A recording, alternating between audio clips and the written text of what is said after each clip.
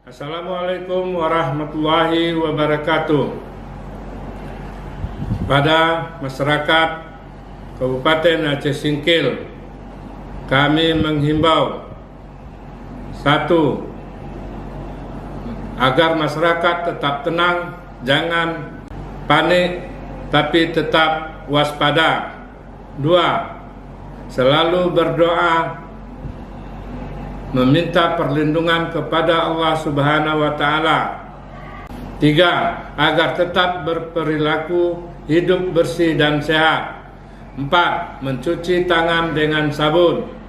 Lima, banyak mengkonsumsi sayur, buah dan protein untuk menjaga stamina dan daya tahan tubuh. Enam, mempraktikkan etika batuk seperti jaga jarak, tutup hidung dan mulut dengan tisu atau kain.